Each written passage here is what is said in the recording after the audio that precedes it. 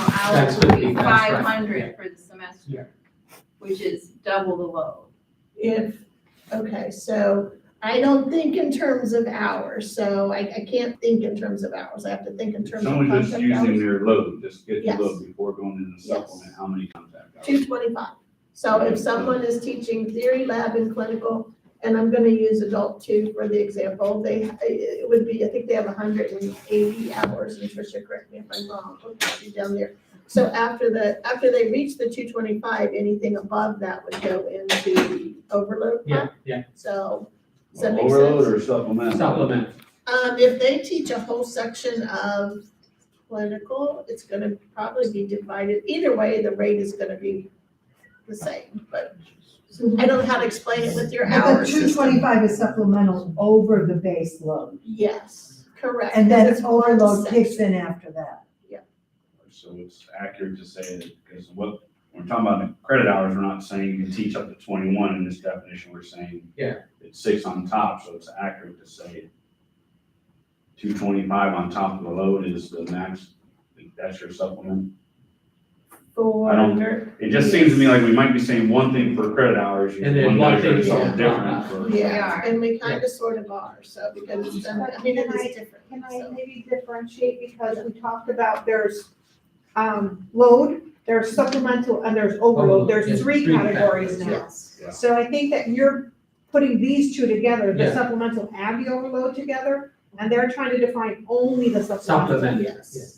So they can still get overload, there's not that they can't teach it, but what's considered supplemental? Supplement. So if we use the 60, okay, so if we just That would do be those 75. hours, it would be the 75, yeah, and so, but if they have 225, 75, then if we use the hours calculation, the credit hours, then it would be 75 hours of supplemental, and then they have They- 220, I mean, but we still need that 225 for. But you can add them You both can add together. it, yeah. Yes. So So 75. Should be 70 That runs makes there. sense. Okay. Okay, And it's Okay. contact, not clock. Yeah, It's it's contact contact. hours, contact, okay, so that makes sense, so, okay. so 75.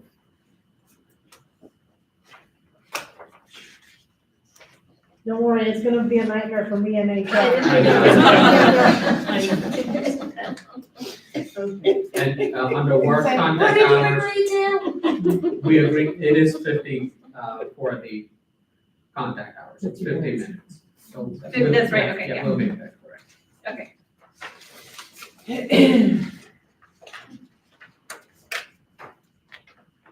I think on the next couple, supremacy, non-discrimination, you all come circle back, we'll probably circle back on those as well. And require some further review on our side. Let's see.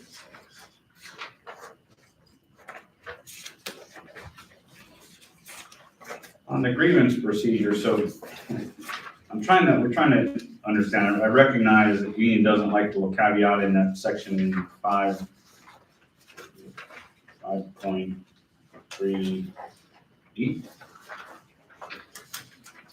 That's E, four. For something. E4. so I added that language trying to just make it clear, but I'm trying to figure out, so, you know, last time around, we had a big dispute about whether to arbitrate discipline or not. The college position is really still the same. Fortunately, I don't think we've had any issues in the last few years. Is the union's position different, or do you accept where it was before? I'm just trying, I add that language to make it explicit, and I added that you can't grieve whether or not to award a continuing contract or a non-renewal, an annual contract. So trying to make that more explicit, what I think was already, those two, I think were already in the contract before on other provisions, so I guess what I'm trying to figure out is, does the union disagree with any of those, or are you trying to, you know, which you can insert that, well, we want to be able to grieve those, or is there some other? Yeah, we would like to be able to grieve, continuing contract. I understand that the arbitrator will not substitute his or her judgment. So understand that the decision of continuing contract couldn't be grieved, but the process of continuing contract would be grieved, and that is something we would like to have the possibility of. So not so much whether the college decides to award the continuing contract, but the process to get to that decision. Correct. So for instance, if at the post-evaluation conferences, if continuing contract isn't brought up, and then that person is not awarded continuing contract, they didn't have the full support of the administration in the process of what it takes to be awarded continuing contract. So that would be something that would be grievable. Whereas if the peer review committee finds that faculty member is not suitable for continuing contract, that's a different issue, and that would not be grievable. Okay, yeah, I appreciate that, because some of that rationale is helpful for us to then try and go back and discuss it, decide maybe there's some other language, whether for this provision or another one. There is some in the NP contract that I think kind of might capture that.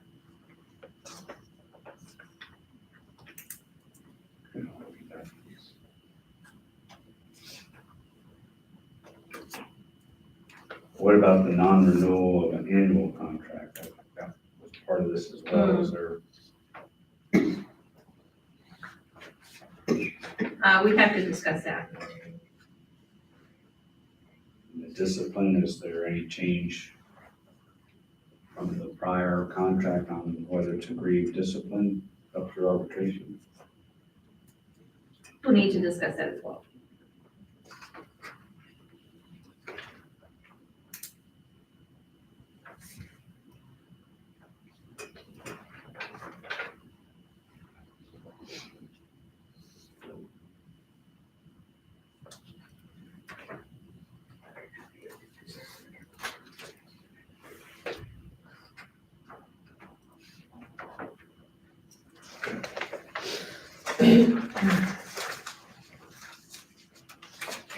Next, Article 6 is reduction in force. I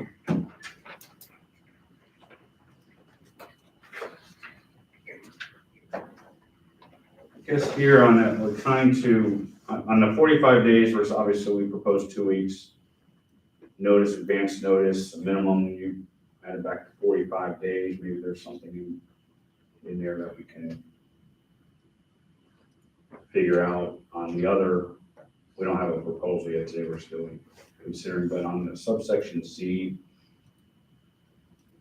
to provide the full pay throughout the end of the contract. If we're trying to figure out, there are some circumstances where there may be, I don't think we've had it here, reduction in force during the term of a contract, and if it's programs ending or something like that, I think we understand there's some wind down things that make some sense, but there could be other scenarios where that's not necessarily the case, and where the college budget wise is sort of handcuffed beyond our control on some of these things. So it makes us a little bit uneasy about agreeing to that. Not sure if there's alternative language that provides what you all are looking for, but also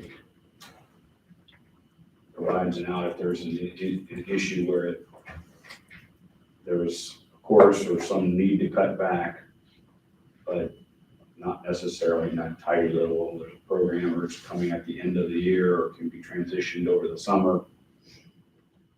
So I know, I'm just kind of thinking out loud here, trying to figure out if there's another way to get what you're looking for while also compromising and trying to preserve the right where the college can do what it needs to if that were to arise. I guess bottom line, as we talked about, we'd have to kind of review it further, review it on our end. The good news, I think we talked about last go around years ago with the RIF stuff, is it doesn't happen very often. Hopefully not, it doesn't need to happen. But that's always the challenge on our side, to kind of commit to these things when by its very nature, reduction in force sort of puts you in a bucket where you weren't anticipating some, usually it's budget shortfall or something along those lines for things out of our control. in any event, we'll look at that. On the recall, go from 1 year to 2 years of recall rights if there has to be. We kind of wanted to understand what the rationale was there. We figure 1 year should be long enough period of time. Obviously, anybody, if you're laid off and it's 2 or 3 years down the road, and a position reopens, anybody could always apply. If you're a former employee here, college is very likely to consider you, if not put you at the top of the list. But was there some particular rationale for why 1 year doesn't work and 2 years would? I think it's just basic, it's also in the interest of the college to have a pool of people, the person that used to be in this position, you can contact them and then they would be a lot easier to transition back. We'd be willing to accept 1 year, if this is a sticking point. But basically just kind of allow that person to have their job back and also allow the college to, without going through the interview process, hire someone who's suitable to that job. And if, doesn't work out, they can say no. Considering how long it takes for a faculty member to be really, trained and fully functional in all our systems and onboarding, and it's a big process. So we were just thinking it would be more convenient for the college to bring somebody back.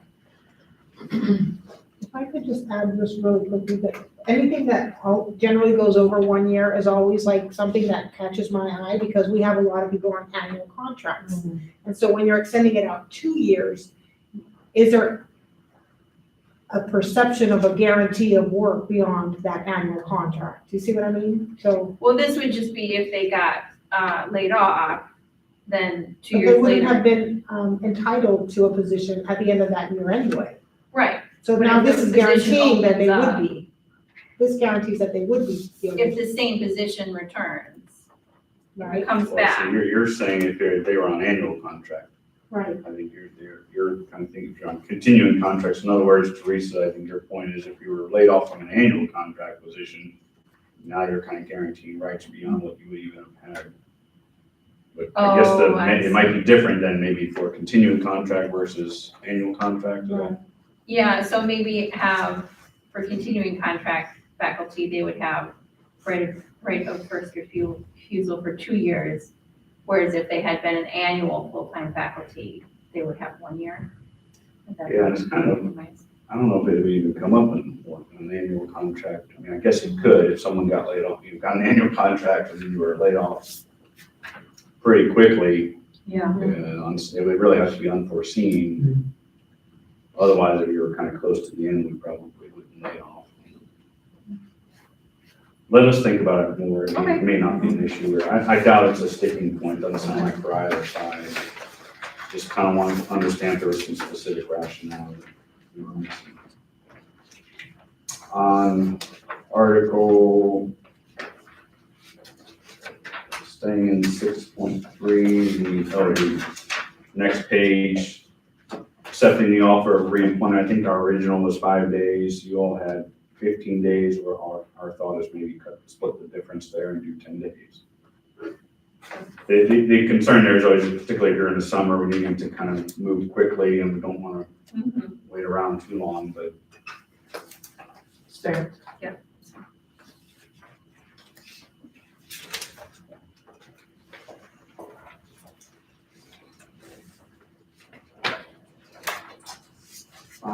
next one, Article 7.3, the 1 week prior to the classroom observation. I guess we want to know some of the rationale, and candidly, you all can jump in. There was a lot of discussion on ours, trying to see how workable everything would be.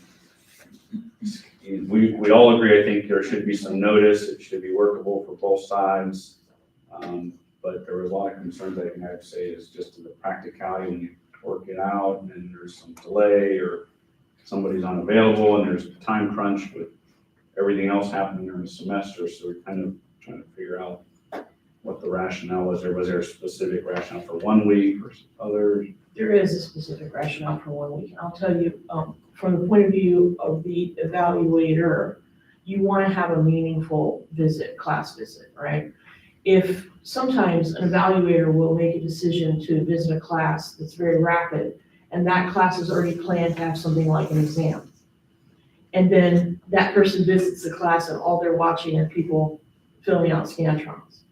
Okay, so there's no meaningful evaluation there. From the point of view of the evaluatee, it's nice to have a week heads up so that you can say, let me reorganize my syllabus a little bit so that when you visit, I'm actually delivering content. Because I think the ideal is to see people delivering their content, right, and interacting with the students and discussing with the students.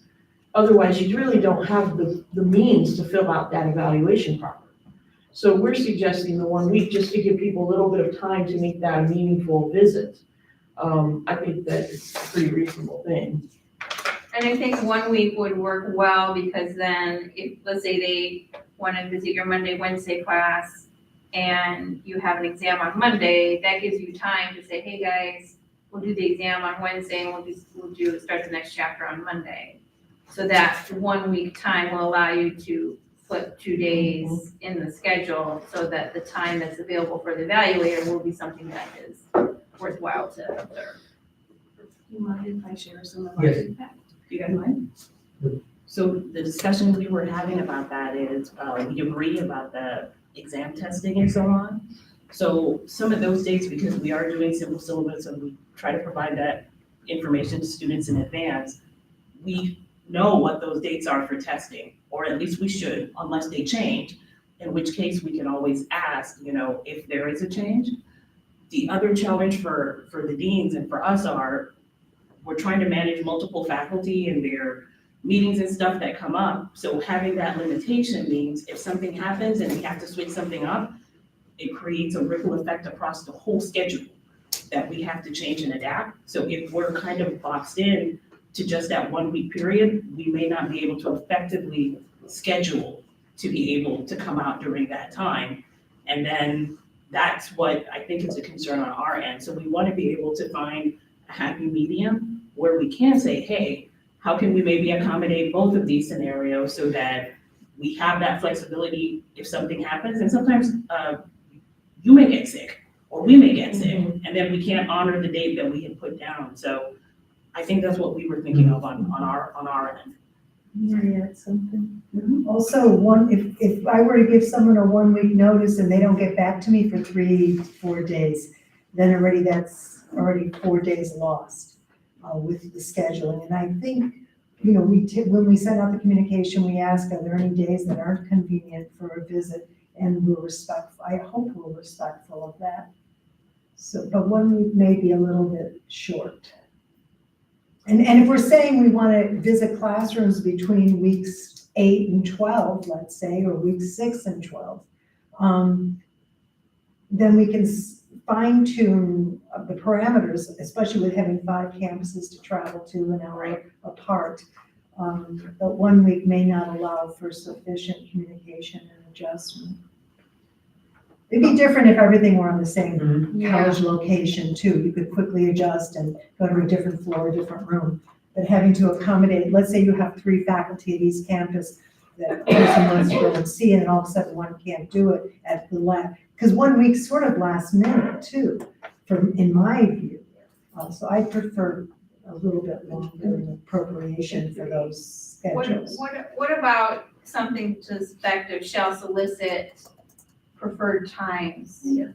Would that work better? I like that, because we send out emails at the beginning of the semester and say, provide us with 3 times where you do not have exams, something that would, obviously we don't want to go see an exam or a video or something like that. So we say, please provide us with 3 times that may work. And then to the best of our ability, we try to do that, but there are going to be times whenever a cancellation is going to happen on either side. So I think there needs to be just some flexibility for that. I think that makes sense because it solves the problem and the faculty member can say that day's not gonna work well for an evaluation. Right. Yeah. So as long as we take, because that does happen sometimes and it's really unfortunate when that happens. So yeah, I think shall we create some language for that? Yes. If you Yes, want to, please. we can easily create some language for that. And Okay. to be respectful that maybe that day that we were supposed to come, someone ends up ill, and then we have to reschedule it. Makes So we'll be sense. open to Makes reschedule. sense as middle ground, yeah. Thank you. Thank you for that. I know the deans try to batch schedule them by campus as well. to try to help facilitate, but again, so many things can happen, so we appreciate the flexibility. Thank you. That's a good solution.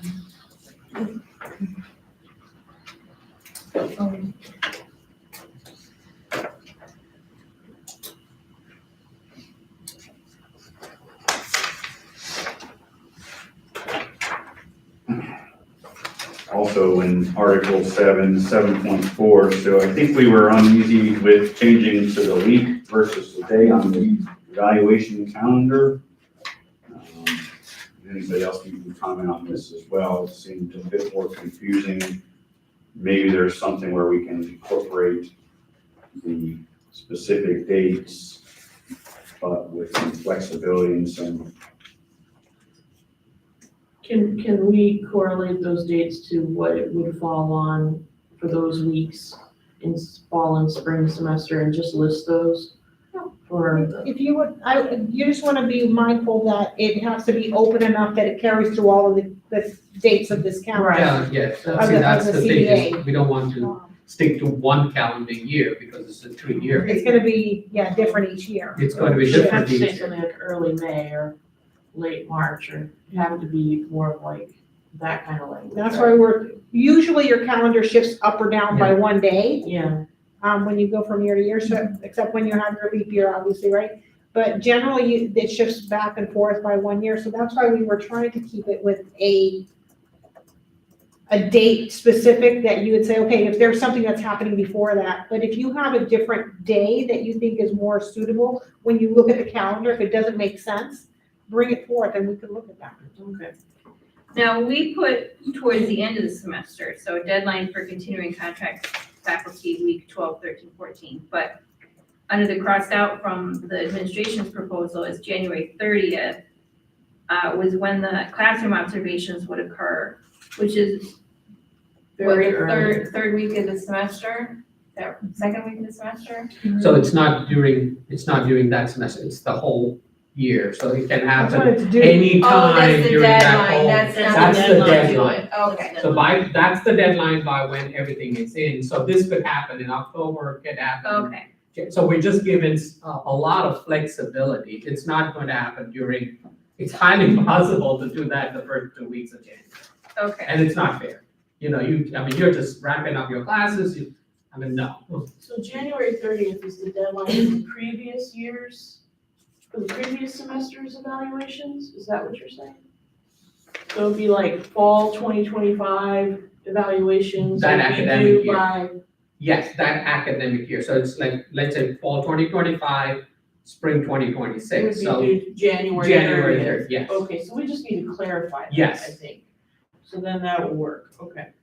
These are just deadlines, so that's easier, I found it, as being in the classroom, this is what I'm used to, it was easy for me as a faculty where I know, not just that, but like I knew when my self-assessment was, when the deadline was, so I could start working towards.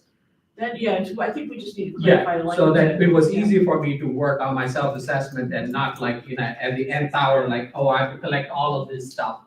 Versus I have I know when I need to get prepared for it. Okay, that sounds good, okay, we'll fix that.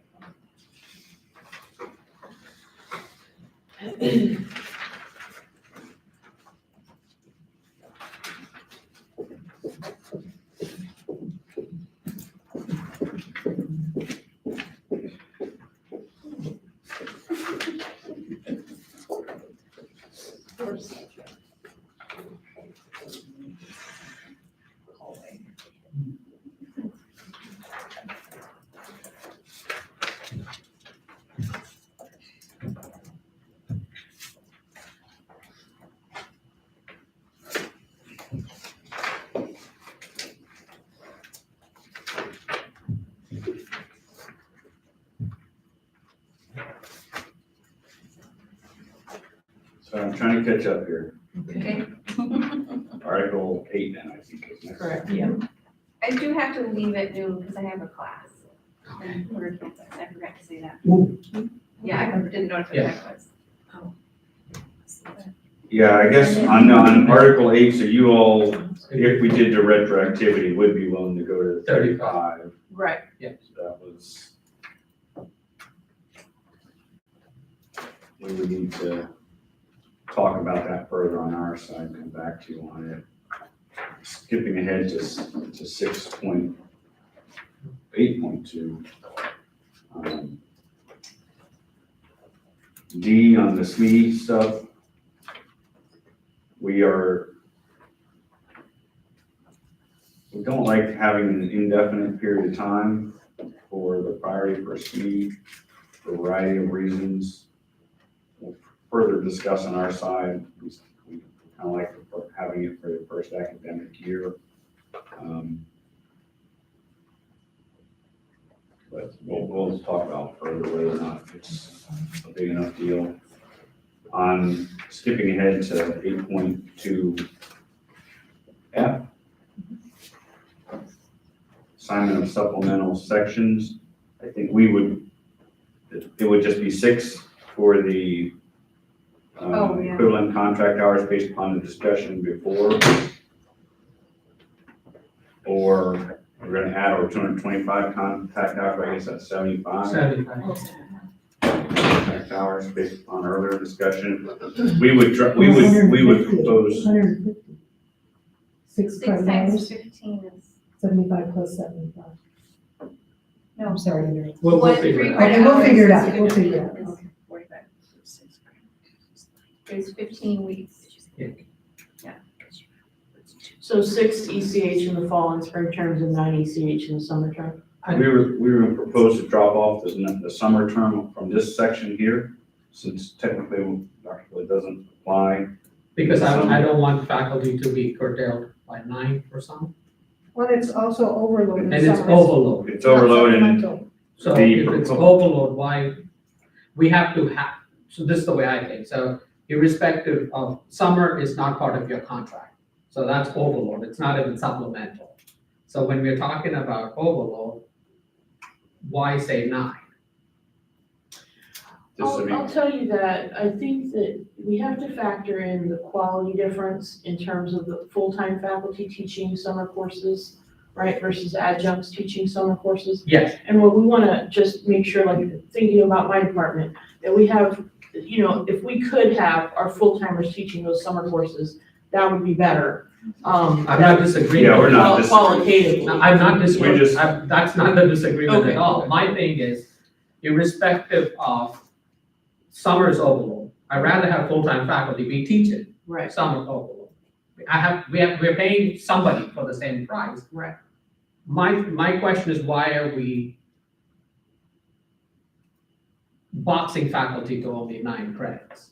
So you're saying the administration would be open to allowing faculty teach 12 or more credits? Yes, Okay, I rather, because it's overload. okay. yeah, it just doesn't go in this section because this is assignment of supplemental sections. Earlier today, that was our 8.8.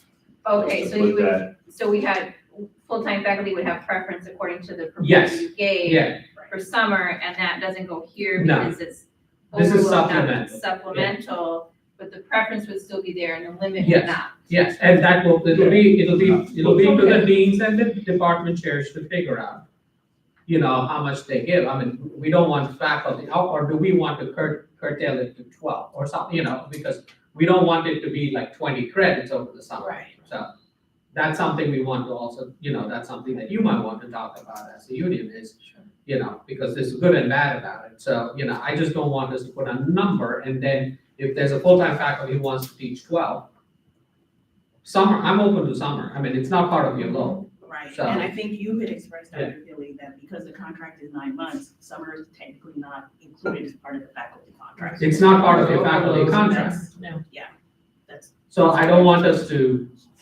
box, because irrespective, we have to pay somebody to teach the class. It's the same pay. So Okay, that clarifies. that clarifies? Yes. Okay.